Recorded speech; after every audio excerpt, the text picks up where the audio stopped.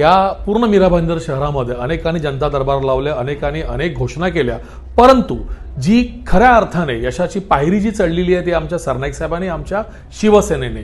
या सर्व इमारतींचा सगळ्यात मूलभूत प्रश्न असा होता ते म्हणजे अपुरे कागदपत्र आणि न मिळणाऱ्या परवानग्या. तर याच्यावरती विधान भवनामध्ये अनेकदा लक्षवेधी लावून तो विषय अगदी धरून त्याचा GR आणण्याचं काम जर कोणी केलेलं असेल ते म्हणजे आदरणीय प्रताप सरनाईक साहेबांनी केलेलं आहे.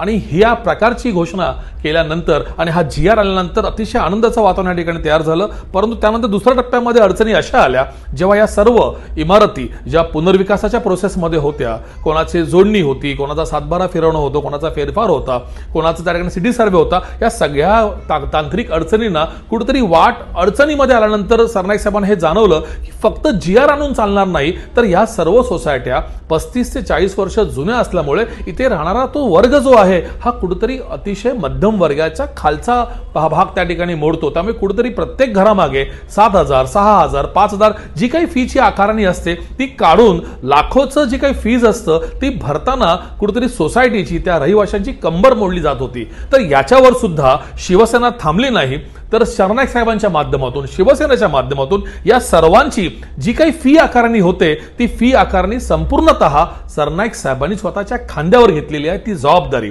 आणि या सर्व लोकांना एक प्लॅटफॉर्म दिलेला आहे. कारण अनेकदा असं होतं बाजारामध्ये असे बरेच बोगस लोक आहेत की जी लोक आम्ही तुमचा कन्व्हिन्स करून देतो, आम्ही तुमचा फेरफार करून देतो, आम्ही सोसायटीला डीम कन्व्हिन्स करून पूर्णपणे तयार करून देतो, असे अनेक भूलथापा मारल्या गेल्या होत्या. त्यामुळे लोकांची पिळवणूक व्हायची, अनेकदा फसवणूक व्हायची. अनेक सोसायट्यांचे असे अर्ज देखील सरनाईक साहेबांकडे आले की आम्ही पैसे भरले आहेत, आज 3 वर्ष झाले, 4 वर्ष झाले, पण एकही कागद पुढे हल्ला नाही. मग याच्यावर सरनाईक साहेबांनी निर्णय घेतला, स्वतःच्या माध्यमातून, शिवसेनेच्या माध्यमातून एक प्लॅटफॉर्म तयार केला, एक अशी संघटना, एक अशी यंत्रणा की ज्यांच्या माध्यमातून हे सगळे कागदपत्र महानगरपालिकेमध्ये पूर्तता केली जाईल आणि त्यासाठी लागणारा सर्व खर्च हा आदरणीय परिवहन मंत्री प्रतापजी सरनाईक साहेब म्हणजे शिवसेना हा पूर्ण करेल, जेणेकरून सोसायटी, रहिवाशी हे सगळे मध्यमवर्गीय नागरिक यांच्या खांद्यावरती, यांच्या डोक्यावरती एकही रुपयाचा त्रास होणार नाही.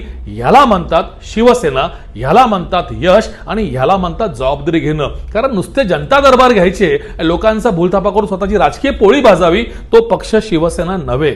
शिवसेना वचन देतं आणि शिवसेना वचनावरती खरं उतरतं. हे लक्षात घ्या मित्रांनो. मी आपल्या सर्वांना, ज्यांना कोणाला या योजनेचा, याचा लाभ घ्यायचा असेल त्यांनी येत्या रविवारी 16 तारखेला आपल्या जवळील मिराडो परिसरातील पद्मभूषण डॉक्टर अप्पासाहेब धर्माधिकारी हॉल सभागृहामध्ये अवश्य सकाळी 10 वाजता या. कारण या सर्व विषयाचे सर्व तज्ञ आणि संबंधित मुख्य अधिकारी त्या पटलावरती उपस्थित असतील तुमच्या प्रश्नांची उत्तर द्यायला आणि तुम्हाला योग्य ते अचूक असं मार्गदर्शन करण्यासाठी. सो मी मीरा भाईंदरच्या सर्व रहिवाशांना विनंती करतो की आपण यावं आणि या संधीचा लाभ घ्यावा. तुमच्यासाठी खंबीर आहे शिवसेना, तुमच्यासाठी उभे आहेत प्रताप सरनाईक. धन्यवाद.